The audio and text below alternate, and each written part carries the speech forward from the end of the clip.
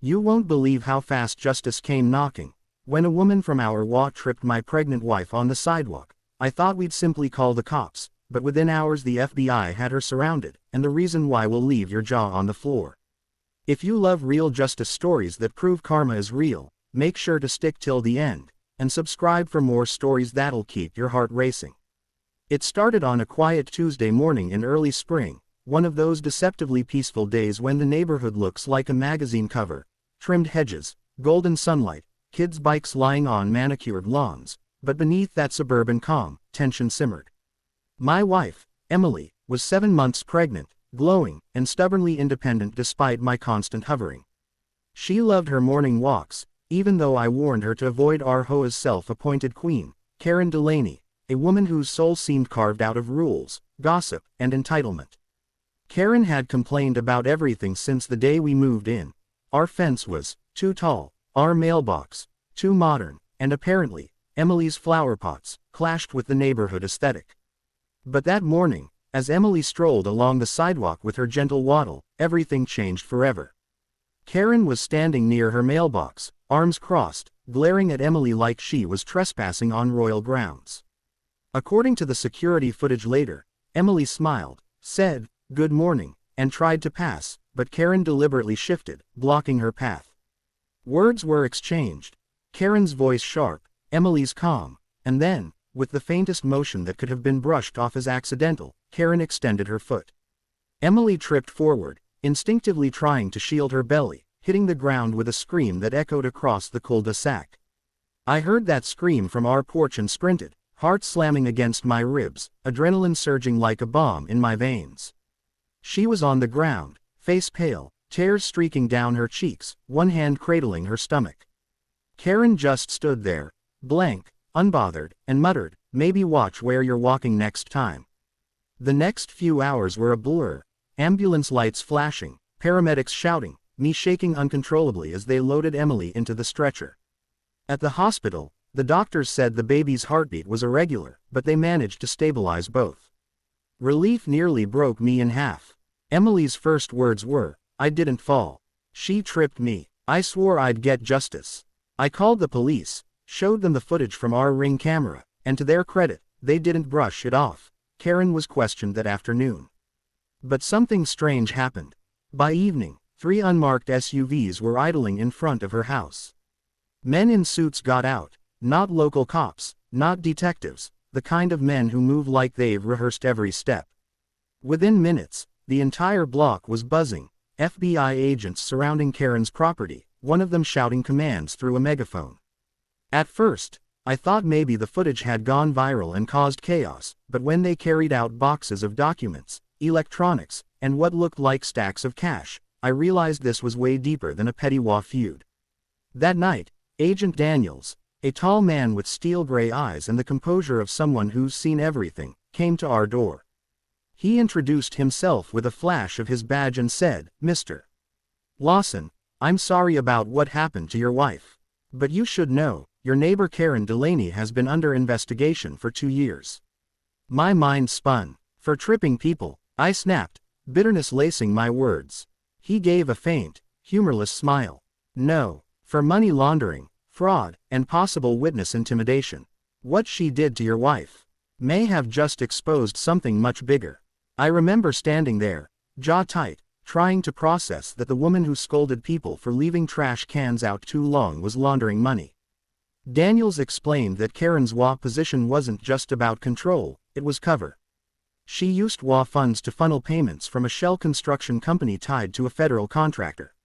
She's been manipulating neighbors, he said, collecting personal data, finances, even surveillance patterns. Probably didn't expect someone to fight back with a camera. By the next morning, Karen's house was swarming with agents. The HOA group chat was chaos, half the neighbors defending her, "She's strict, not criminal," and half in disbelief. Meanwhile, Emily was recovering, our baby safe, but trauma hung thick in the air. Daniels asked me to testify about what I saw, to officially submit the footage. I did, of course. But as the days unfolded, pieces of Karen's secret life began surfacing: hidden offshore accounts, encrypted emails, and a mysterious contact named Raven.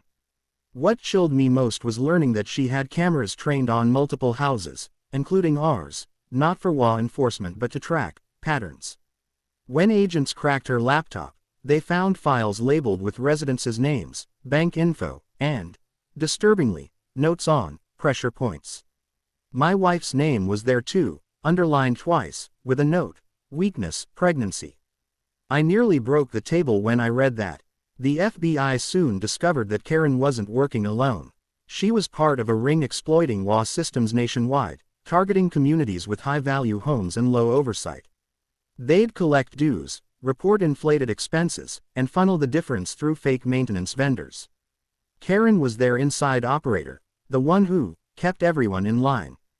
But the real twist, that small shove she gave Emily was caught not only on my camera but also on a hidden one belonging to one of her accomplices. That's how the Bureau realized she'd compromised more people than they thought. Daniels later told me, "We've been building a case for months, but her arrogance, tripping your wife, was the one mistake that made it all unravel." In the days that followed, news vans crowded our street. The HOA dissolved overnight, neighbors whispering apologies they should have said years ago. I learned Karen had used HOA fines to launder hundreds of thousands of dollars. The FBI raid wasn't spontaneous. They'd been ready to move, but needed a public trigger to justify immediate action. Our footage gave them that. Daniels thanked me, said I probably saved other families from being extorted. But for me, none of it felt like victory. I couldn't shake the image of my wife falling, of Karen's cold stare. When I finally saw Karen again, it was in court.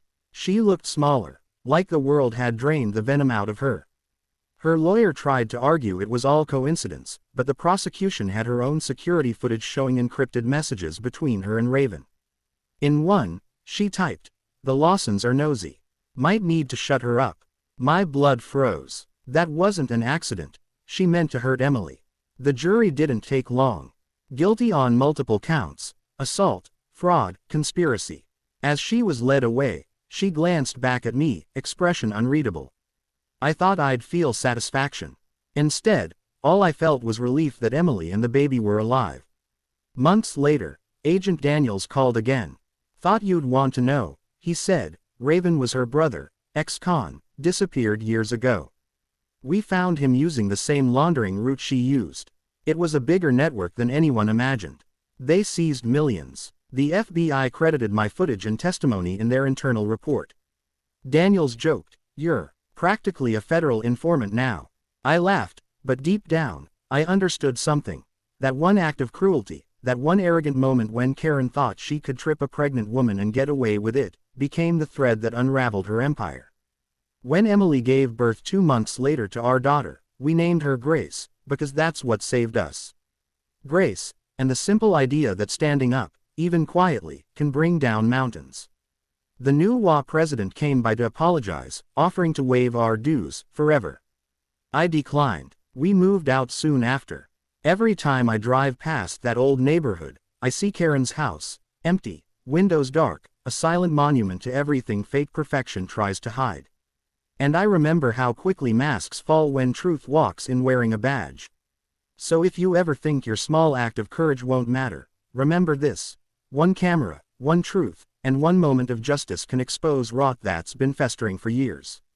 And if you made it this far, hit subscribe, because stories like this remind us that even in the quietest suburbs, shadows hide behind trimmed hedges, and sometimes, karma arrives wearing an FBI jacket.